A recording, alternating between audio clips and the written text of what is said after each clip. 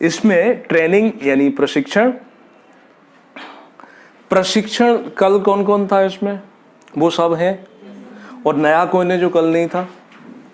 वैसे कल सभी थे ऑलमोस्ट, आज गायब है ना, आज गायब है, तो ये टेंशन नहीं है कि उनको छूटेगा। प्रशिक्षण यानी ट्रेनिंग, किसको ट्रेनिंग दी जा रही है, तो लोक सेवकों को दी जा रही है। लोक सेवक प्रशासनिक सेवा में जो जाएंगे, यानी जिसको हम ब्यूरोक्रेट्स कहते हैं, उनको। तो ट्रेनिंग का अर्थ क्या रहता है, ये दो नाम बताए थे ना, अवस्थी एंड माहेश्वरी, इनकी बुक्स भी आती हैं, किताबें चलती हैं। थिंकर है, थिंकर मतलब विचारक। विचारक से मतलब ऐसा नहीं विचार आप भी करते रहते बैठे बैठे, कभी कभी मेरे मन में ख्याल आता है, नहीं, तो आप थिंकर नहीं। ये वो विचारक हैं जिन्होंने स्टडी किया, अध्ययन किया, अध्ययन करने के आधार पर बताते हैं। दो तीन चीजें इसमें कॉमन सी है कि प्रशिक्षण से लोक सेवक की कार्यकुशलता बढ़ाएंगे। कार्यकुशलता से मतलब उसकी स्किल कह सकते हो। फिर दक्षता बढ़ाएंगे, एफिशिएंसी बढ़ाएंगे, डिसीजन मेकिंग पावर बढ़ाएंगे, डिसीजन ले सके, वो सारी चीजें आती है। तो इनकी परिभाषा जब आप अर्थ समझाओ, और अगर आपने नाम लिख दिए तो कोशिश की जाती है वैसी की वैसी लिखने की, फिर उसमें फेरबदल नहीं करते। और अगर आपसे ऐसा नहीं हो सकता है तो फिर नाम मत लिखना, फिर लिख देना क्या कि विद्वानों के अनुसार प्रशिक्षण की परिभाषा इस प्रकार है। तो विद्वानों के अनुसार किसी न किसी विद्वान ने तो दी होगी। अब अगर आपने नाम लिख दिया है तो कुछ लिमिटेड परिभाषाएं रहती हैं, सभी के पास याद रहती है। प्रशिक्षण लोक सेवकों की कार्यक्षमता बढ़ाने का सुस्पष्ट प्रयास। ठीक। दूसरा क्या इसी में जोड़ दिया कि जो व्यावसायिक ज्ञान यानी प्रोफेशनल नॉलेज, व्यापक दृष्टि और व्यवहार के सही ढंग को प्रदान करके दिया जाता है। तो व्यावसायिक ज्ञान का मतलब समझ आया, प्रोफेशनल नॉलेज। एक इंजीनियर को अगर किसी काम पे लगाते हैं, कौन सा इंजीनियर है वो, सॉफ्टवेयर इंजीनियर है, तो सॉफ्टवेयर के रिगार्डिंग उसको जो नॉलेज होगी वो, अब उससे आप सेल्समैन का काम कराओ तो ये चीजें तो नहीं कर पाएगा। ऐसे ही जब आप प्रशासन में जाएंगे, या तो आप क्या बनेंगे, आप आईएएस बन सकते हो, आईपीएस बन सकते हो। तो उस ऑर्गेनाइजेशन के लिए जिस प्रकार के नॉलेज की जरूरत पड़ती है वो प्रशिक्षण के द्वारा ही आपको मिलेगा। इससे दृष्टि यानी व्यापक दृष्टि, बड़े लेवल पर आप सोच पाएंगे, आपके व्यवहार को भी संगठन के अनुरूप किया जाता है। ठीक, ये इनकी परिभाषा हो गई। बस परिभाषा को लिखते समय डबल इन्वर्टेड कॉमा में बंद करते हैं। आपने अगर ऐसा भी लिखा ना विद्वानों के अनुसार, तो भी आप उसको डबल इन्वर्टेड कॉमा में बंद करो। मेंस में कोशिश करना कि इसको अंडरलाइन ना करें, लेकिन कहीं कहीं हाईलाइट कर सकते हैं, उससे कोई विशेष प्रभाव नहीं पड़ा है। ये कुछ ज्यादा पॉइंट लेने की, जब आपको लगे कि मैंने कुछ नया लिख दिया जो आमतौर पर लोग नहीं लिखते हैं और एग्जामिनर उसी ढर्रे पे चेक किया जा रहा है, तो इसलिए उस पर कभी कभी अंडरलाइन कर सकते हैं। ऐसा किया जिन लोगों ने, उनको कोई नेगेटिव ऐसा हुआ नहीं। अब प्रशिक्षण क्या है, कोई सिद्धांत है क्या? नहीं, ये सिद्धांत थोड़ी है, थ्योरी नहीं है। प्रशिक्षण एक प्रकार की प्रोसेस, ये प्रक्रिया है। प्रशिक्षण एक प्रोसेस है जिसके द्वारा एम्प्लॉई यानी कार्मिक की क्षमताओं को बढ़ाते हैं। कैपेसिटी बताया था कल, आपको स्पष्ट किया था कि अगर आज आप दौड़ना शुरू करते हैं तो 5 किलोमीटर की रनिंग करना मुश्किल होगा, लेकिन प्रैक्टिस करते जाएंगे तो 5 किलोमीटर की रनिंग कर सकते हैं। तो जब कार्य की क्षमताओं को इसमें बढ़ाते हैं, जिससे कि अपने संगठन संबंधी कार्यों का निष्पादन का मतलब है उन कार्यों को पूरा करना, एग्जीक्यूशन जिसे हम कह सकते हैं, परफॉर्मेंस कह सकते हैं। निष्पादन करने के लिए अपेक्षित ज्ञान, रिक्वायर्ड नॉलेज और कुशलताओं के रुझानों के अर्थ में सांगठनिक आवश्यकताओं को पूरा किया जाता है। आज हम अपनी समस्याओं को सॉल्व कर सकते हैं। क्या समस्या छोटी मोटी रहती है, लेकिन प्रशासन में अलग अलग प्रकार की समस्याएं आती हैं। जन सुनवाई में इतने केस, इतने प्रकरण आते हैं। अब उन प्रकरणों को आप तो चाहते हो मैं सॉल्व कर दूं, तो क्या अपनी मर्जी से कोई आ गया कि उसको वृद्धावस्था पेंशन का लाभ लेना है, लेकिन उसकी एज जो है वो 3 दिन कम है, तो आप चाहते हैं कि मैं इसकी हेल्प कर दूं, लेकिन रूल आपको अलाउ नहीं करते, तो आप क्या करोगे? मानवीयता के नाम पर आप व्यक्तिगत रूप से उसकी 3 दिन के लिए हेल्प कर सकते हो, 3 दिन के बाद वो कैटेगरी में आ जाएगा। आज आप अगर उसको स्टार्ट कर देते हैं तो आपने नियम ब्रेक किए, इंक्वायरी बैठ सकती है, आरोप लग सकते हैं कि आपने पैसा खाया होगा, आपका कोई परिचित रहा होगा। तो ये सब चीजें यानी अपेक्षित ज्ञान, रिक्वायर्ड नॉलेज की आवश्यकता पड़ती है। ठीक, जैसे अभी इलेक्शन चल रहे हैं, वोटिंग काउंटिंग शुरू होगी। अब इलेक्शन में सभी विभागों के लोगों की ड्यूटी लगाई दी जाती है, जबकि ये इनका डेली काम नहीं है। आप पुलिस संगठन में हो तो पुलिस का काम है लॉ एंड ऑर्डर मेंटेन करना। आप अगर सामान्य प्रशासन में हो तो उसकी जिम्मेदारी। लेकिन इलेक्शन में क्या, ईवीएम कैसे वहां पर होगा, लोग वोट करने आते हैं, मतदाताओं को जागरूक करना या आचार संहिता के पालन करने के लिए, यानी आपको ये एक्स्ट्रा कार्य दिए तो आपकी ट्रेनिंग की जाएगी, नहीं की जाएगी। तो मतदान से पहले यानी इलेक्शन से पहले उनके भी ट्रेनिंग शेड्यूल बनाए जाते हैं, तो उसके लिए अपेक्षित ज्ञान, ये इसका मीनिंग है। सिंपल, आगे चलो। अब क्या आता है कि इस ट्रेनिंग का उद्देश्य क्या है, ऑब्जेक्टिव क्या है। ऑब्जेक्टिव को कोशिश करोगे पॉइंट में दर्शाने के, ठीक। ये तो क्या था, पैराग्राफ में लिख दिया हमने, क्या लिख दिया ये सब। लेकिन जब ऑब्जेक्टिव लिखो तो आप नंबर डालते जाओ, नंबर नहीं डालना है तो डैश लगाते जाओ और उनके लिखते जाओ। जैसे पहला उद्देश्य होता है कि कार्य को नियम और स्पष्टता से करने वाले लोक सेवकों का निर्माण करना। यानी कोई भी काम जो होगा तो काम कौन करेगा, जो भी उस संगठन में जिसकी भर्ती की गई है वही तो करेगा, लेकिन उस काम को नियमों के अनुरूप करे, अकॉर्डिंग टू रूल, और बिल्कुल स्पष्ट ढंग से करे। ऐसे लोक सेवक बनाएंगे प्रशिक्षण से। सिलेक्शन तो हो गया, सिलेक्शन के बाद ट्रेनिंग इसलिए दी जाती है। दूसरा ऑब्जेक्टिव क्या है कि परिवर्तित होने वाली परिस्थितियों के अनुरूप कार्य को उसी ढंग से कर सके। कल बताया था ना एग्जाम्पल के, पहले पेपर पेन पे काम होता था, अब कंप्यूटर रख दिया है। पहले दूसरे प्रकार के क्राइम चलते थे, आज कुछ नए प्रकार के क्राइम चल रहे हैं। तो उन बदली हुई परिस्थितियों में हम हर बार नई भर्ती तो नहीं कर सकते, नया रिक्रूटमेंट तो नहीं कर सकते, उन्हीं लोगों से तो काम चलाना पड़ेगा। तो उनको ट्रेनिंग दी जाए। और कीपैड वाला मोबाइल था, हम लोग यूज कर लेते थे, टच स्क्रीन आया, उसमें भी पारंगत हो गया, हर एज का ग्रुप उसको चला रहा है। तो कैसे, वहां पर कोई उसने ट्रेनिंग नहीं ली, लेकिन उसने सीखा ना, सेल्फ सीखा या किसी से पूछ के सीखा होगा। प्रोफेशनली ट्रेनिंग दी जाती है कि बदलती हुई परिस्थितियों के अनुकूल कार्य कर सके। ऑब्जेक्टिव है कि लोक सेवकों को यांत्रिक का मतलब है मशीन ना बनाकर, जो भी लोक सेवक है, हमारे देश का संविधान क्या कहता है कि हम भारत को लोक कल्याणकारी राज्य बनाएंगे, पब्लिक वेलफेयर स्टेट बनाएंगे ना।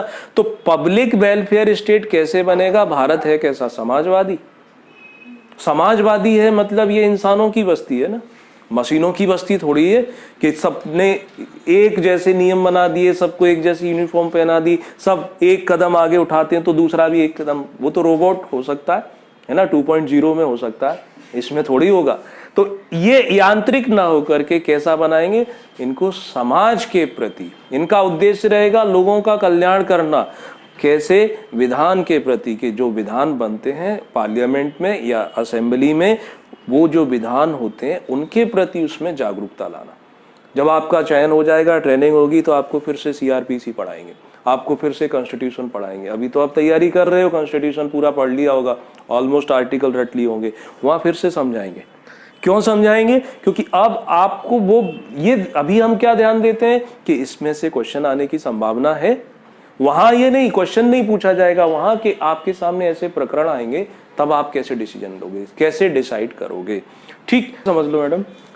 उच्चतर कार्यों को, उच्चतर कार्य मतलब एडवांस लेवल। जैसे आप गेम खेलते हैं ना, पहली स्टेज इजी होती है, उसके बाद वाली स्टेज टफ होती है, फिर बाद वाली स्टेज और टफ होती है। तो जब आप ज्वाइन करते हैं उस समय आपको सरल काम मिलेंगे, लेकिन जैसे जैसे आपकी टाइम पीरियड कंप्लीट होता जाता है, आपको चैलेंजिंग जॉब दिए जाएंगे, जिम्मेदारियां ज़्यादा दे दी जाएंगी। अब उन जिम्मेदारियों को निभाना तो आपको ही है। जैसे आपका प्रोविशनरी पीरियड है तो आप किसी की हेल्प भी ले सकते हो, आप रेस्पॉन्सिबल भी नहीं बनाए जाते। लेकिन अब मान के चलो आपको कोई जिला सौंप दिया, जिले के आपको हेड बना दिया, जिले की डिसीजन अब आपको लेने हैं, तो आप किसको पूछोगे, दूसरे कलेक्टर को कि भैया बताओ क्या करूं?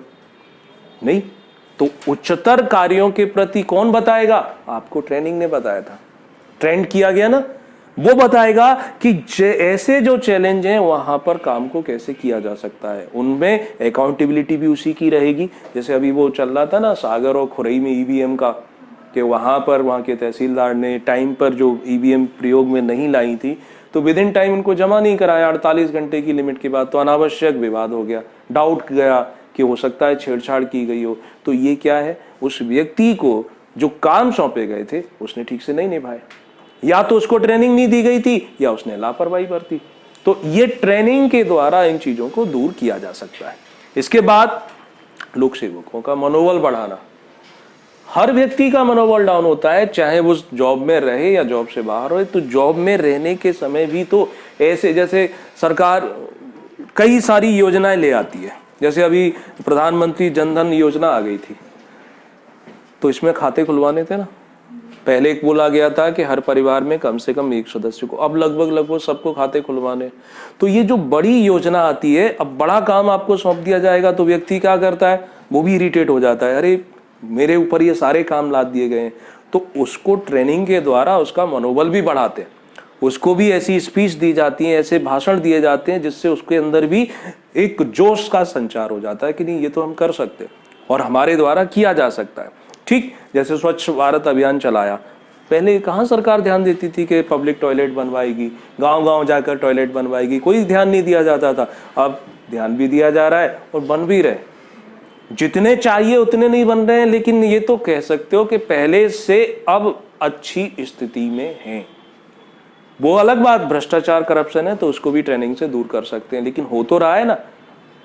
ठीक, इसके बाद अगला ऑब्जेक्टिव है कि लोक सेवकों में नए सदस्य की कमियों को दूर करना। नए सदस्य, नया आएगा तो नया सदस्य को क्या है, वो डिसाइडिंग अथॉरिटी नहीं होता, उसको तो डिसीजन बाद में ले पाएगा, तो उसकी कमियों को ट्रेनिंग के द्वारा दूर किया जा सकता है। या सदस्यों की संख्या कम है, मेंबर ज्यादा चाहिए ऑर्गेनाइजेशन में, ट्रेनिंग से एक व्यक्ति 3 लोगों का काम कर सकता है, 4 लोगों का काम कर सकता है। दृष्टि और दृष्टिकोण को व्यापक बनाना, कल दोनों बता दिए थे, व्यापक व्यू नजरिए के साथ ये सब चीजें देखना। लोक सेवकों में ईमानदारी को बढ़ावा देना। किसको बढ़ावा देना? ऑनेस्टी, ट्रेनिंग के द्वारा। ट्रेनिंग में ये सिखाया जाता है, जैसे खासकर यूनिफॉर्म जॉब में तो उनको बहुत ज़्यादा मोटिवेट करते हैं कि आप, यूनिफॉर्म जॉब का मतलब है जिस आर्म्ड फोर्सेस के जॉब पे रहते हैं, वहाँ उन्हें बता दिया जाता है कि देश आपके लिए पहले होता है, उसके बाद परिवार रहेगा। तो ऑनेस्टी उनके अंदर, अगर वो सब करप्ट हो जाए तो शायद हमारा देश कब का विखंडित हो जाता। कहीं ना कहीं उनके अंदर ये भावना रहती है। इसके अलावा टीम स्पिरिट या समूह भावना से काम करना। आप ऑफिसर बने हो, आपको अपने ऑर्गेनाइजेशन में काम करना है, तो चाहे आपसे वरिष्ठ हो चाहे आपसे जूनियर हो, सबको साथ मिलकर के ही आप पर्पज पूरा कर सकते हो। आप ये बोलो कि नहीं मैं अकेला कर लूंगा, तो अकेले नहीं कर सकते। कोई भी काम टीम भावना से ही होगा। टीम भावना से कैसे करोगे? तो आपके अंदर लीडरशिप की क्वालिटी होना चाहिए। लीडर अकेला अपना एग्जिस्टेंस नहीं रखता। लीडर यानी नेता अकेला, एक व्यक्ति अपने आप को घोषित कर दे मैं नेता हूं, तो क्या नेता हो जाएगा? नेता तब है जब उसके समर्थक होते हैं। ठीक है, फॉलोवर्स का होना जरूरी है, समर्थक कब होंगे? लीडरशिप का मतलब है आपके समर्थक तब बनते हैं जब आप उनकी समस्याओं को सुलझाने के लिए लीड करते हो, तभी तो समर्थक किराए से थोड़ी लाए जाएंगे। रैली में भीड़ जुटा सकते हो, लेकिन नेता का मतलब है कि आपने उनकी समस्याओं को उठाया, उनके मुद्दों को लेकर आए, उनके लिए काम करते हो, इसलिए उन्हें ऐसा लगता है कि ये व्यक्ति हमारी समस्याओं को सुलझाने के लिए ही है, तो वो आपकी बात को मानने लगते हैं। तो उसको क्या कहते हैं? Team spirit. आप किसी ऑफिस में इंचार्ज हो, सुप्रिटेंडेंट हो, तो अब आपके यहाँ जो चतुर्थ श्रेणी कर्मचारी, पानी पिलाने वाला चपरासी क्यों ना हो, उसको भी, वो भी आपकी टीम का पार्ट है। तो लीडरशिप का मतलब ये होता है कि सिर्फ अपने बोलने से नेता नहीं बन जाते। अपने लीडर का मतलब सिर्फ पॉलिटिकल नहीं है, लीडर का मतलब प्रशासन में लीड करने से होता है, नेतृत्व करने से होता है। ठीक, तो समूह भावनाओं को प्रोत्साहित करने, ये भावनाएं आती कहाँ से? ट्रेनिंग के द्वारा। जैसे आप में से कुछ लोग बहुत अच्छे से बोल लेते हो, कुछ हैं जानते हैं लेकिन सबके सामने परफॉर्मेंस नहीं कर पाते हो, नहीं बोल पाते हो, लेकिन सबका सिलेक्शन होगा, सबको जिम्मेदारी दी जाएगी, तब क्या करोगे? तो ट्रेनिंग के दौरान आपके ये जो गुण हैं, अवगुण हैं, अवगुणों को हटाया जाएगा, गुणों का प्रवेश कराया जाएगा। ये सब चीजें डेवलप की जाएंगी। कुछ लोगों में स्वभावगत हो जाती है, जन्मगत हो जाती है, और कुछ में बाई ट्रेनिंग वो गुण आ जाते हैं। आप अपने साथ देखो, आपके स्कूल के फ्रेंड उस समय बहुत सीधे साधे थे, अब एकदम स्मार्टनेस आ गई। तो ट्रेनिंग मतलब ऐसा नहीं किसी इंस्टीट्यूट में जाकर के सीख के आए। ट्रेनिंग मतलब आसपास एनवायरनमेंट में देखकर चीजों को वो भी बोलने लगे। तो ये ऑब्जेक्टिव हो गए। इसके बाद अगला आता है टेक्निक्स, प्रशिक्षण के टाइप्स, प्रकार। तो प्रशिक्षण या ट्रेनिंग कैसे, किसको प्रशिक्षण दे रहे हैं हम? या लोक सेवकों को। 2 प्रकार होते हैं, पहले क्लासिफिकेशन करेंगे दो में, एक होता है फॉर्मल ट्रेनिंग औपचारिक, और दूसरा इसका उल्टा कर दो तो अनौपचारिक। सॉरी, ये अनौपचारिक है, ये औपचारिक है, यानी इनफॉर्मल। इनफॉर्मल में क्या किया जाता है, इसको बोलते हैं ट्रायल एंड एरर मेथड। जैसे मैथमेटिक्स के क्वेश्चन करते हैं ना, तो 4 ऑप्शन लिखे, उसमें कोई दिया तो पहले ए वाले हम आंसर चेक करते हैं, फिट हो जाए तो ठीक है, नहीं हुआ तो अब दूसरे पे, यानी कोशिश की, अगर गलती हुई तो अगले बारे पे चलते हैं। तो यहां पर इसी प्रकार से ट्रेनिंग होती है कि वरिष्ठ अधिकारियों के मार्गदर्शन में वो व्यक्ति काम करता है। काम ठीक हो गया मतलब अब आप समझ लो कि ऐसे ही हमको काम करना है। जैसे प्रोबेशनरी पीरियड चलता है कलेक्टर का, तो जो कलेक्टर है उसके अंडर में उसको सिखाया जाता है, तो वो क्या करता है, उसको देखकर उसकी वो भी कोशिश करेगा। तो इसको इनफॉर्मल ट्रेनिंग के नाम से जानते हैं। मतलब यहाँ फॉर्मल कोई रिकॉर्ड ऐसा कुछ व्यवस्थित नहीं रखेंगे, या ऐसा नहीं है कि कंप्यूटर में आप शिफ्ट का बटन दबाओगे तो ऐसा ही होगा, वो कुछ नहीं होता। जैसे वेल्डिंग करने वाला, किसी के घर में वेल्डिंग का काम होता है या किसी के यहाँ कारपेंटर का काम होता है, तो उसके बच्चे क्या करते हैं, देखते देखते सीख जाते हैं ना। कैसे सीखे, ट्रायल एंड एरर मेथड्स। दूसरा आता है जिसे हम बोलते हैं औपचारिक प्रशिक्षण यानी फॉर्मल।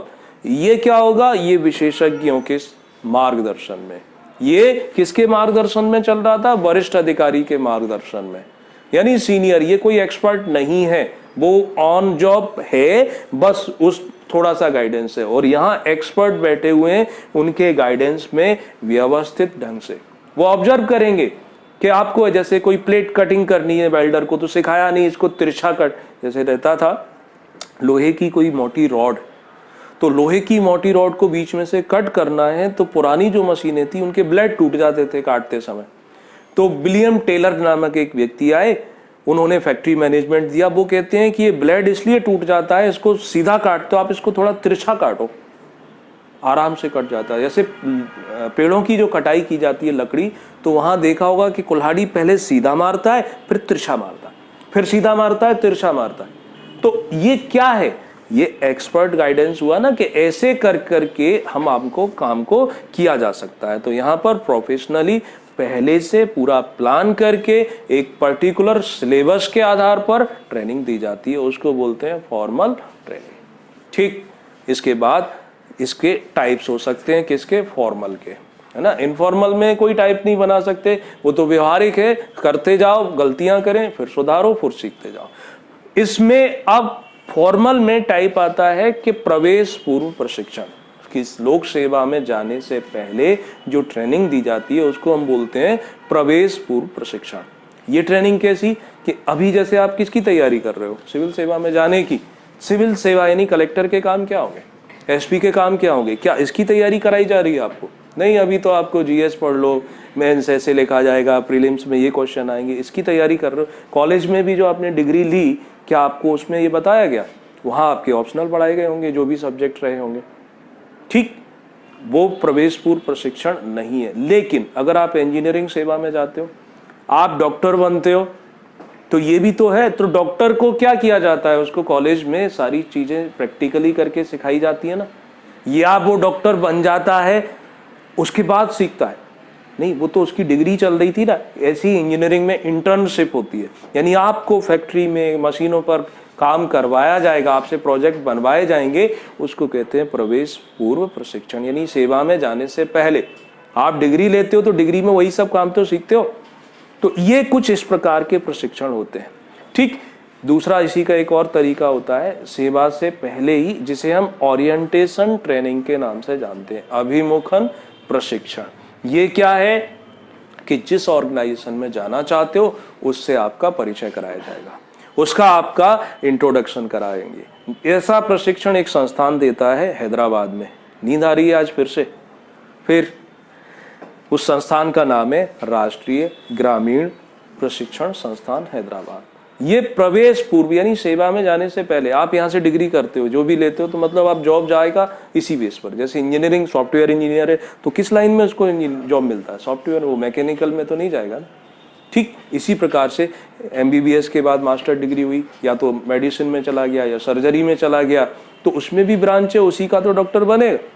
ठीक, इसके बाद एक और है आगमन प्रशिक्षण, भी प्रवेश पूर्व प्रशिक्षण का यानी ये एक प्रकार से सेवा में जाने से पहले ये भी चलता है, इंट्रोडक्टरी प्रशिक्षण के नाम से जानते हैं। इसके बाद अगला प्रशिक्षण देखो, सेवा के दौरान जॉब में चले गए, ऑन ड्यूटी ट्रेनिंग इसको हम कहते हैं कि अब आपका जॉब लग गया है, अब जो प्रशिक्षण होगा वो जो ट्रेनिंग आपको दी जाती है, तो इसको भी टाइप बना सकते हैं इसे प्रकोष्ठ प्रशिक्षण।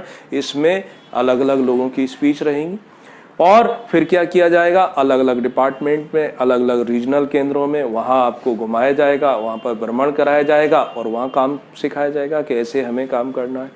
चक्रीय प्रशिक्षण यानी साइक्लिक ट्रेनिंग इसको बोल देते हैं कि जैसे आपको ऑफिसर बन जाते हो, अब ऑफिसर बन जाते हो तो अलग अलग विभागों में भेज देते हैं, कभी आपको फॉरेस्ट में भेज दिया, कभी आपको कोर्ट में भेज दिया, या कभी आपको पीडब्ल्यूडी में भेज दिया कुछ कुछ समय के लिए कि इतने हफ्ते की ट्रेनिंग वहाँ होगी, इतने हफ्ते की। ये ऑन ड्यूटी यानी ऑन जॉब, जॉब के दौरान जो ट्रेनिंग चलता है इसे साइक्लिक या चक्रीय प्रशिक्षण के नाम से जानते हैं।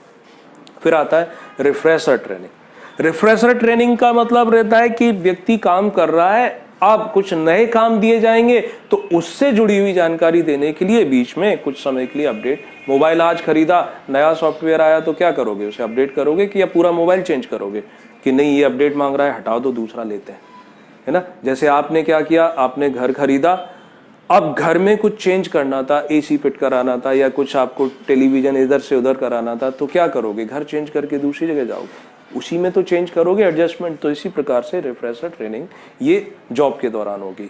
फिर आता है प्रवेश पश्चात कि जॉब के बाद भी ट्रेनिंग होती है, वो कैसी हो सकती है कि इसका जो संबंध है ये काम से नहीं है, कि जो आपको कार्य दिया जा रहा है। जैसे आप एसपी बन जाते हो तो एसपी का काम क्या है, अपने जिले में लॉ एंड ऑर्डर मेंटेन करना। आपने 10 साल काम कर लिया, इसके बाद अब आप एक गैप ले सकते हो, लीव ले सकते हो। किस तरीके की लीव, आपको यूएन में भेजा जाना है या आप चाहते हैं मैं यूएन में काम करूंगा भारत की ओर से, तो वहाँ की जो रिक्वायरमेंट है उस नॉलेज को गेन करने के लिए भी तो आपको ट्रेनिंग चाहिए, तो एजुकेशन लीव मिल जाना इस प्रकार से। तो ये क्या कहलाता है, प्रवेश पश्चात प्रशिक्षण। ये औपचारिक प्रशिक्षण के तरीके थे। ड्यूरेशन के आधार पर भी बांट सकते हैं, अवधि के आधार पर। अगर किसी व्यक्ति का ट्रेनिंग कोर्स यानी प्रशिक्षण का सत्र है वो कैसा है, 1 या 2 महीने के पीरियड का है तो इसे शॉर्ट टर्म पीरियड, और 2 महीने से ज्यादा का है तो इसे लॉन्ग टर्म। जैसे आप मान के चलो एसपी बन जाते हो, तो एसपी बनने पर आपकी 24 महीने की ट्रेनिंग होगी, 2 साल की ट्रेनिंग रहती है, करेक्ट। यहाँ तक डीएसपी बनोगे तो भी 2 साल की ट्रेनिंग रहेगी, लेकिन ये ट्रेनिंग अलग अलग जगह अलग अलग सत्र में कराई जाएगी। पहले 4 महीने का जो कोर्स रहता है आईएएस का, आईपीएस का, वो एक साथ चलता है मसूरी में, लाल बहादुर शास्त्री एकेडमी मसूरी में। 4 महीने जनरली ग्रुप ए के और अखिल भारतीय सेवाओं के सभी अधिकारियों का फाउंडेशन कोर्स होगा। 4 महीने के बाद पुलिस वालों को भेज देते हैं हैदराबाद में, सरदार वल्लभ भाई पटेल एकेडमी में। ठीक, अब ये कितना लंबा ट्रेनिंग पीरियड चल रहा है। यहाँ तक कि एक और सर्विस है, इंडियन फॉरेन सर्विस, विदेश सेवा, उसका सबसे ज्यादा प्रशिक्षण समय है 3 महीने का, 3 साल का, 36 महीने की ट्रेनिंग उनकी होती है। कभी पूछा जाए कि सबसे ज्यादा भारत में ट्रेनिंग किसकी होती है, किस लोक सेवक की, तो इंडियन फॉरेन सर्विस वाले ऑफिसर्स की। ठीक, तो ये लॉन्ग टर्म और शॉर्ट टर्म के आधार पर इनको हम बांट सकते हैं। एक ये क्लासिफिकेशन हो गया। इसके बाद क्लासिफिकेशन एक और कर सकते हैं, एक होता है केंद्रीय प्रशिक्षण और एक होता है विभागीय प्रशिक्षण। जब विभाग अपने कर्मचारियों को ट्रेन करे तो विभागीय प्रशिक्षण। दूसरा है कि एक सेंट्रल संस्था जो सबको ट्रेन करती है, जैसे लाल बहादुर शास्त्री एकेडमी का उदाहरण दिया कि पहले 4 महीने वो सबको ट्रेन कर रही थी, तो ये क्या है, केंद्रीय प्रशिक्षण। और सरदार वल्लभ भाई पटेल एकेडमी सिर्फ पुलिस वालों को ट्रेन करती है, तो ये क्या है, विभागीय प्रशिक्षण। सिंपल सी बात है ना। तो ऐसे भी एक क्लासिफिकेशन कर सकते हैं प्रशिक्षण की। अब तकनीक, टेक्निक देख सकते हैं। क्या हुआ, गलत पढ़ा दिया क्या मैडम? फिर क्या, मैं तो सुन रही हूँ, बहुत अच्छा पढ़ा रहे हो। Very good. फीस जमा करके जाना आप आज, है ना। 55,000 रुपए है प्री प्लस मेंस। चलो मैडम कुछ कंसेशन कर देंगे, आपस की बात है, कोई बात नहीं। अब देखो इसमें टेक्निक, पहला है व्याख्यान पद्धति, यानी प्रशिक्षण की तकनीक है। सब नहीं लिखना है, जितनी याद रह जाए, और वो भी तब लिखना है जब आपसे पूछे कि प्रशिक्षण क्या होता है, उसकी तकनीकें समझाओ। तो प्रशिक्षण क्या होता है वो पहले अवस्थी एंड माहेश्वरी ये, और तकनीक पे आ जाना। अगर उसने ये पूछा प्रशिक्षण क्या होता है, उसके प्रकार बताओ, तो फिर हम इसके बारे में उल्लेख नहीं करेंगे, है ना पांडे जी? उबासी आ रही है, पानी पी लो, चाय मंगाए? नहीं। सबसे प्राचीन विधि है, सबसे प्राचीन विधि यानी ट्रेनिंग में, कि जिसमें वरिष्ठ विद्वान क्या करते हैं, आकर के अपनी पूरा जो हाँ मैंने ऐसा किया था ऐसा भाषण स्पीच सुनाते हैं। कुछ लोग सिंसियरली सुनते हैं, और सिंसियरली क्यों सुनते हैं? उस सामने वाले व्यक्ति की स्पीच कैसी है, वो अगर ठीक से बात कर रहा है, कुछ ऐसे फैक्ट रखता है, तो आपको भी थोड़ा सा सुनने में अच्छा लगेगा। तो ये व्याख्यान पद्धति हो जाती है। दूसरा रहता है सिंडिकेट मेथड। इसमें क्या करते हैं, छोटे छोटे ग्रुप बना देंगे और उसमें किसी प्रोजेक्ट दे दिया जाएगा कि आप ये काम करके देंगे, और फिर उस काम को देखा जाएगा कि आपने कैसे करा था। जो सबसे बेस्ट तरीका होगा वो फिर सबको बता देंगे। तो इसे सिंडिकेट मेथड के नाम से जानते हैं। एक और टेक्निक है जिसका नाम क्या है, उसे बोलते हैं केस स्टडी। विषय अध्ययन पद्धति यानी केस स्टडी। केस स्टडी, इसमें क्या किया जाता है, किसी विशेष विषय पर गहरा अध्ययन किया जाता है और फिर उससे संबंधित जो वास्तविक मामले रहते हैं, उन मामलों पर अनुभवी व्यक्तियों के द्वारा उसको सॉल्व कराते हैं, एक प्रकार से। दूसरा है विस्तार पद्धति। प्रशासनिक समस्याओं से संबंधित पुराने मैटर पड़े हुए हैं और वहां उनको दे दिए जाते हैं कि ये प्रॉब्लम है, इसका सॉल्यूशन खोज के लाओ। तो इसको विस्तार पद्धति के नाम से जानते हैं, ठीक है। इसके बाद एक्टिंग वाला भी हो सकता है कि आप ब्यूरोक्रेट्स बनोगे, लोक सेवक बनोगे, लोग आएंगे अपनी समस्याओं को लेकर। अब आप बैठे हुए हो, आपस में बातचीत कर रहे हो, हंस रहे हो, जैसे डॉक्टर नहीं होते हैं तो खासकर सर्जरी वाले, तो क्या बात करते होंगे सुबह या शाम में जब वो मिलते होंगे आपस में? जैसे हम लोग आपस में क्या बात करते हैं, आज तुम कहाँ गए थे, अच्छा आज ये बोलो, क्या आज तुमने कितने निपटाए, ब्रेकफास्ट में कितने निपटाए। मतलब सर्जरी करते हैं, एक आध दो चले जाते होंगे, है ना। अच्छा आज तुमने उसका लेग उड़ा दिया, ठीक। तो इस टाइप से समझ लो भूमिका अभिनय। इसका मतलब कि लेग पीस उड़ा दिया है ना। क्योंकि सर्जरी वाले के यहाँ तो कई तरीके की सर्जरी होती है।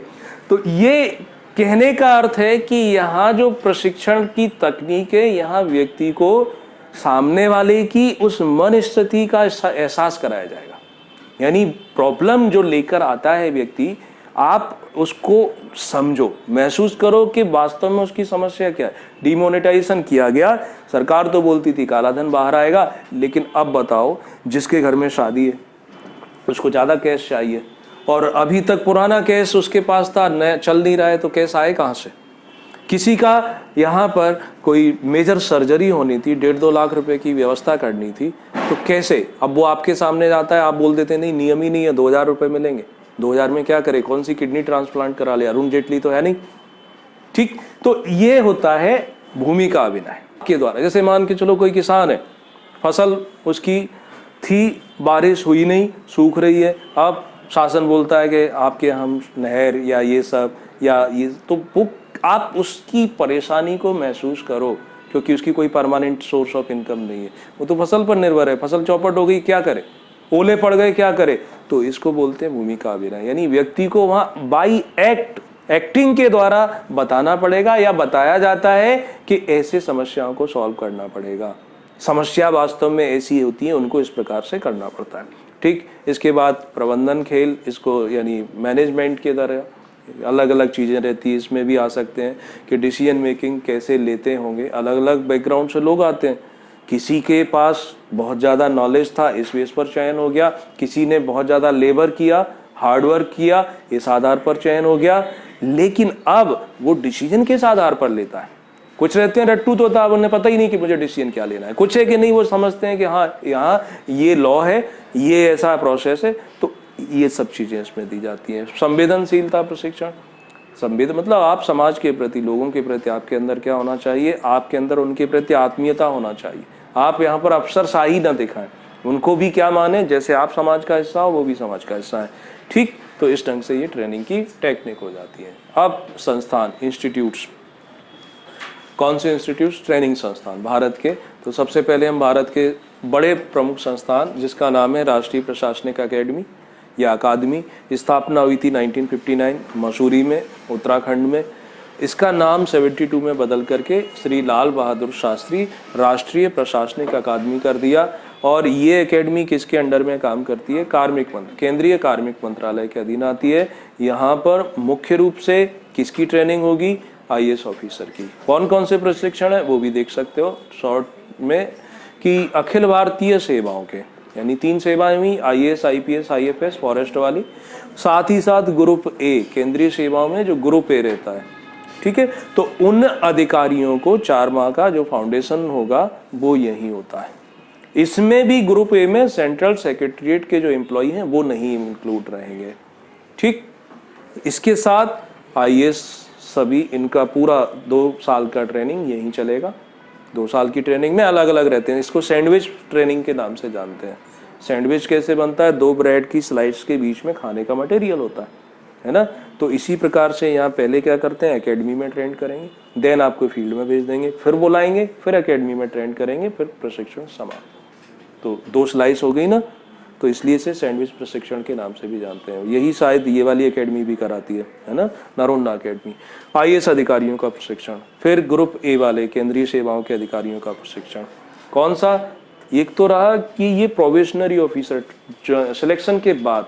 दूसरा है कि ऑन जॉब ड्यूटी जब आपकी 5-7 साल की होगी तो फिर से आपको जब ट्रेनिंग की जरूरत पड़ेगी 1 महीने 2 महीने की, वो भी प्रदान करेंगे।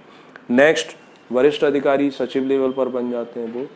स्टेट, जैसे डिप्टी कलेक्टर बना, डिप्टी कलेक्टर का प्रमोशन होता है जब उसे आईएएस अवार्ड किया जाएगा तो भी उसकी ट्रेनिंग फिर यहीं होगी, ठीक है। तो ये सारे प्रशिक्षण लगभग मसूरी में मिलते हैं। दूसरी एकेडमी राष्ट्रीय पुलिस अकादमी, नेशनल पुलिस ट्रेनिंग एकेडमी। स्थापना 1948 में हुई थी केंद्रीय पुलिस प्रशिक्षण कॉलेज के नाम से। कहाँ? राजस्थान के माउंट आबू में। फिर इसकी जगह चेंज की गई 1975 में हैदराबाद में। नाम परिवर्तित कर दिया कोहली समिति की सिफारिश पर। इसका नाम क्या हो गया? सरदार वल्लभ भाई पटेल राष्ट्रीय पुलिस अकादमी, ठीक। ये किसके अधीन आती है? वो कार्मिक मंत्रालय के अधीन थी, तो ये गृह मंत्रालय की। थोड़ा सा नोट्स में अभी करेक्शन कर लेना, एक जगह मुझे लगा 1 पेज कहीं कट गया है, 2-3 लाइनें कट गई हैं, पेज नहीं कटा है, अभी आ जाएगा। तीसरा, ये जो पुलिस एकेडमी ये किसको देती है? तो ये आईपीएस ऑफिसर्स जो प्रोबेशनरी वाले रहते हैं उनको। देन उन अधिकारियों को भी ये ट्रेनिंग करेगी जो ऑन जॉब, जिनका समय हो जाता है। फिर ये जो राज्य पुलिस सेवा के, जैसे डीएसपी था, अगर वो प्रमोशन होके उसको आईपीएस अवार्ड होता है तो उसकी भी ट्रेनिंग यहाँ होगी, ठीक। पैरामिलिट्री फोर्सेस, अर्धसैनिक बल, उनके अधिकारियों को भी यहाँ पर ट्रेनिंग दी जाती है। ये मोटे तौर पर जो प्रशिक्षण होते हैं। प्रशिक्षण एक एकेडमी कई प्रकार के देती है, मगर हमें मोटे तौर पर कॉमन से याद रखना है। राष्ट्रीय वन अकादमी, फॉरेस्ट वालों का प्रशिक्षण, ये 1938 में इंडियन फॉरेस्ट कॉलेज देहरादून में स्थापित किया जाता है। 87 में इसका नाम बदलकर इंदिरा गांधी राष्ट्रीय वन अकादमी कर दिया जाता है। और इस पर नियंत्रण भारत सरकार का पर्यावरण एवं वन मंत्रालय। 3 मेजर एकेडमी थी, उनके द्वारा करेगा। इनके द्वारा वही इंडियन फॉरेस्ट सर्विस के प्रोबेशनरी जो ऑफिसर रहेंगे उनको प्रशिक्षण देना, जॉब के दौरान जो सीनियर रहते हैं उनको प्रशिक्षण देना। इसी प्रकार से राज्य वन सेवा, जैसे अपने एमपी में हो रही है ना फॉरेस्ट वालों की भर्ती, अगर वो रेंजर बनते हैं इसमें आईएफएस अवार्ड होता है तो उनकी भी ट्रेनिंग यहाँ पर दी जाएगी। एक यहाँ करेक्शन कर लेना, ये शायद छूटा हुआ है, लिख लो। उसमें आप देखोगे ये 3 ही लिखना है, वहां नीचे कई सारे आईएफएस कर दिए हैं, थोड़ा सा ये करेक्शन कर लेना, ठीक। क्या करेक्शन करना है? हेडिंग ये डालना है, विदेश सेवा प्रशिक्षण संस्थान, स्थापना 1986 में। भारतीय अंतरराष्ट्रीय अध्ययन स्कूल, नई दिल्ली के स्थान पर यह की गई।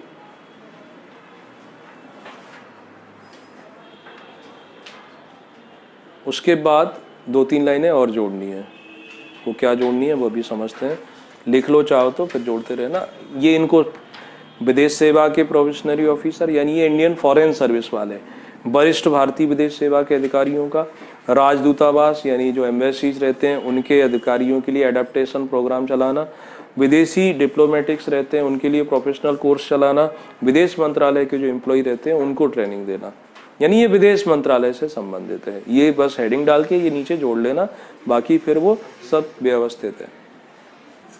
विदेश सेवा प्रशिक्षण संस्थान 1986 में स्थापित होता है। ये किसकी ट्रेनिंग देगा? ये देगा इंडियन फॉरेन सर्विस के प्रोबेशनरी ऑफिसर रहते हैं उनको, ये इंडियन फॉरेन सर्विस के सीनियर ऑफिसर रहते हैं उनको, ये जो एम्बेसीज यानी दूतावास रहते हैं उनके अधिकारियों की ट्रेनिंग देगा, ये डिप्लोमेटिक्स उनके लिए प्रोफेशनल कोर्स चलाएगा, एडेप्टेशन प्रोग्राम चलाएगा, तो ये उनके लिए ट्रेनिंग चलाता है। यही संस्थान है जो सबसे लंबी ट्रेनिंग देता है, 3 साल की।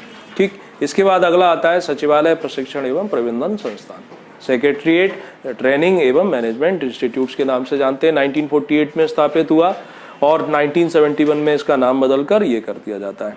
ठीक, ये किसको उपलब्ध कराएगा प्रशिक्षण? सचिवालय के जो एम्प्लॉय रहेंगे, है ना। तो ये केंद्रीय सचिवालय में जो नई भर्ती रहती है, group A, group B, group C, उन अधिकारियों को, वरिष्ठ अधिकारियों को, यानी लगभग एक कॉमन सी सेंस सब में समझ में आ गई होगी कि उस विभाग के जो प्रोबेशनरी ऑफिसर हैं उनको भी, उस विभाग के जो सीनियर ऑफिसर हैं उनको भी, और कोई उससे रिलेटेड है तो उन सब के लिए ये कोर्स चलाते रहते हैं। ठीक, अगला है भारतीय लोक प्रशासन संस्थान, इंडियन पब्लिक एडमिनिस्ट्रेशन इंस्टीट्यूट्स। ये 1954 में बना। ये महोदय हैं पॉल एच एपलबी, ये अमेरिका से बुलाए थे नेहरू जी ने, है ना। जवाहरलाल नेहरू जो भारत के पहले प्रधानमंत्री थे, इन्होंने इन्हें बुलाया भारत में कि आप बताओ कि हमारे यहाँ प्रशासन में दक्षता कैसे ला सकते हैं, एफिशिएंसी कैसे बढ़ा सकते हैं। ये आते हैं, इन्होंने कई सारी 2 बार इन्होंने रिपोर्ट दी, 2 बार आए थे ये। तो इनकी जो रिपोर्ट है वो प्रशासन में काफ़ी वैल्यूएबल रहती है, तो इन्होंने ही इसकी सिफारिश की थी। चूंकि प्रशासनिक सुधार के लिए बुलाए गए थे, तो कहते हैं कि एक ऐसा संस्थान बनाओ जो हम लोक सेवकों को ट्रेनिंग दे सके। तो पॉल एच एपलबी के रिपोर्ट पर नई दिल्ली में इसकी स्थापना की जाती है। ये कैसा है? ना तो पूरी तरीके से सरकारी और ना पूरी तरीके से प्राइवेट, ये अर्धशासकीय है, यानी इसके खर्चे वर्चे सब सरकार उठाती है और ये मैनेजमेंट अपना खुद अपने लेवल पे चलाते हैं। ये केंद्र सरकार यानी सेंट्रल गवर्नमेंट, राज्य सरकार और PSUs पब्लिक सेक्टर अंडरटेकन के अधिकारियों को लिए रिफ्रेशर कोर्स आयोजित करते हैं। समय समय पर जब उन्हें विशेष कार्यों की जरूरत पड़ेगी उस समय ये आयोजित करते हैं। इसके साथ ये क्या करते हैं? ये रिसर्च करता है, यानी रिसर्च करता है प्रशासन से संबंधित, दूसरे देशों के टॉपिक को लेकर के भी रिसर्च करता है। वरिष्ठ जो ऑफिसर्स रहेंगे उनके लिए 9 मंथ का एडवांस प्रोफेशनल कार्यक्रम भी ये चलाता है। ठीक है, IIPA के नाम से इसको जानते हैं। इसके बाद भारतीय ग्रामीण विकास संस्थान जो हैदराबाद वाला है, 1950 में बना। इससे पहले केंद्रीय विकास अध्ययन एवं अनुसंधान संस्थान के नाम से जानते थे, नया नाम भारतीय ग्रामीण। ये किसको देता है? ग्रामीण विकास प्रशासन से जुड़े हुए 25 दिवसीय कोर्स चलाएगा, ग्रामीण विकास में रिसर्च का काम करेगा, यहाँ इन विषयों पर ये पब्लिकेशन का भी काम करता है। इसके बाद की जो संस्थाएं हैं उनके लिए विशेष ज़्यादा आपको ध्यान देने की आवश्यकता नहीं। जैसे भारतीय प्रशासनिक स्टाफ कॉलेज 1957 में ये अखिल भारतीय तकनीकी शिक्षा परिषद की सिफारिश पर इसकी स्थापना की जाती है। ब्रिटेन में एक इस प्रकार से कॉलेज था, बस उसी की तर्ज पर ये हमारे देश में बनाया जाता है। एडमिनिस्ट्रेटिव स्टाफ कॉलेज के अनुरूप बनाया गया है, ये लंदन में जो बना हुआ था। हैदराबाद में काम करता है, न सिर्फ सरकारी बल्कि निजी, यानी एक ऐसा इंस्टीट्यूट है जैसे हम कहते हैं ना कि लोक प्रशासन यानी सिर्फ सरकारी प्रशासन और मैनेजमेंट यानी प्राइवेट सेक्टर, दोनों अलग अलग चीज़ें मान के चलते हैं। वास्तव में आज के समय में ये दोनों अलग नहीं है, दोनों एक दूसरे से जुड़े हुए हैं। यानी पब्लिक जो सरकारी अधिकारी हैं वो निजी क्षेत्र में काम करते हैं और निजी वाले आकर के प्राइवेट में काम करते हैं। तो ये उन्हीं के लिए बनाया गया था। सार्वजनिक एवं निजी दोनों क्षेत्र के अधिकारियों को ये प्रशिक्षण देने का काम करता है।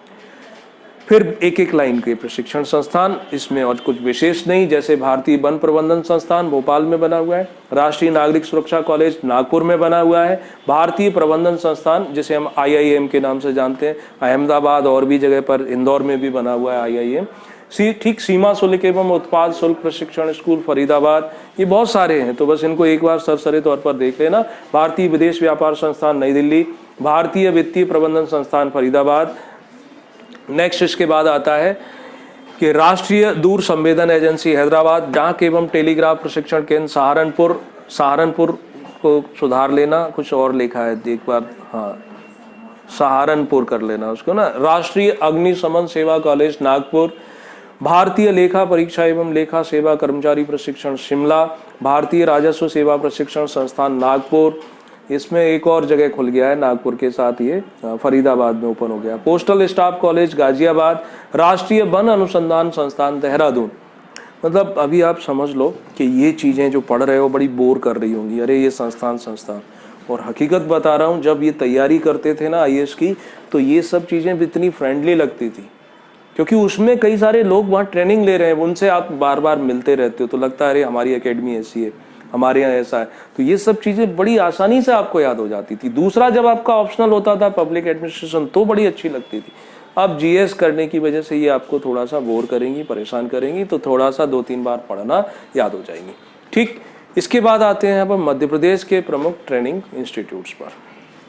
मध्य प्रदेश के प्रमुख प्रशिक्षण संस्थान, जिसमें पहला नाम किसका जुड़ेगा? नरोन्ना प्रशासनिक अकादमी, या इसे सिर्फ प्रशासनिक अकादमी भी कहते हैं। पूरा नाम है RBVP श्री नरोन्ना प्रशासनिक। इस पर शायद पिछली बार प्री में ऑब्जेक्टिव में क्वेश्चन भी पूछा था ना, कि कौन मुख्य सचिव रहे थे, कौन नहीं रहते, इस टाइप का।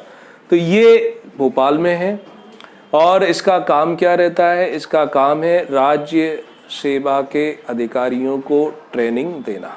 राज्य सेवा मतलब जो MPPSC से जो लोग जाते हैं, चाहे इसमें डिप्टी कलेक्टर हो, चाहे इसमें नायब तहसीलदार हो, चाहे इसमें ट्रेजरी ऑफिसर हो, उन सबको ये ट्रेनिंग देते हैं। किस किस बात की? अलग अलग कोर्सेस अलग अलग समय चलते रहते हैं। जैसे यहाँ पर भारतीय इतिहास की भी ट्रेनिंग होगी, कल्चर की भी होगी, सिविल प्रोसीजर, क्रिमिनल प्रोसीजर, ये भारतीय संविधान, लोक प्रशासन, पंचायती राज, इन सब की यहाँ पर ट्रेनिंग दी जाती है।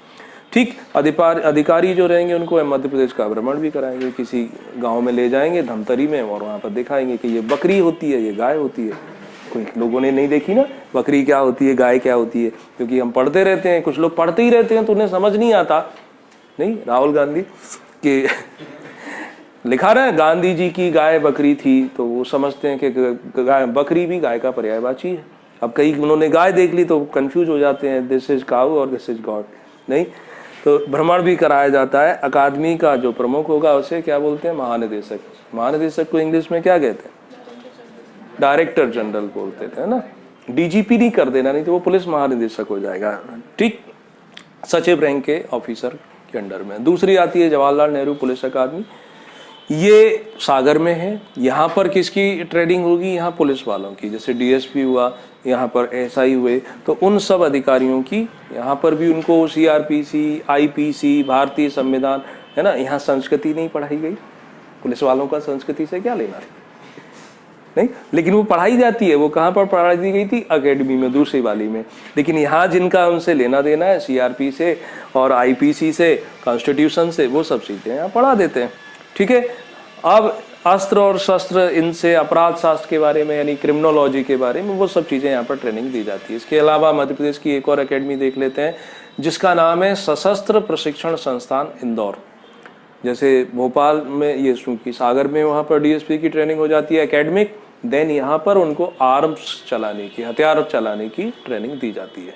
ठीक, वायरलेस, ये एक लाइन की है। वायरलेस पुलिस संचार प्रशिक्षण संस्थान, ये भी इंदौर में है ना। यहाँ रेडियो वायरलेस इससे संबंधित। राजस्व प्रशिक्षण संस्थान ग्वालियर, यहाँ भू बंदोबस्त अधिकारी जो रहते हैं, ASLR, SLR, उन सब की, यहाँ तक कि डिप्टी कलेक्टर भी, चूंकि किससे जुड़ा हुआ है? कलेक्टर मतलब कलेक्शन, किसका कलेक्शन? राजस्व, तो ये पद उसी से संबंधित है, तो उनकी भी यहाँ ट्रेनिंग होती है। एरियल फोटोग्राफी, यानी सैटेलाइट से फोटोग्राफी लेना, जिससे आप राजस्व का मापन कर सकें, ये सब चीज़ें यहाँ सिखाते हैं। ग्रामीण विकास संस्थान, ये जबलपुर में, यहाँ ब्लॉक डेवलपमेंट ऑफिसर, इन सब की ट्रेनिंग होती है। ऐसे ही करके ये प्रशिक्षण जो संस्थान है वो कंप्लीट हो जाते हैं।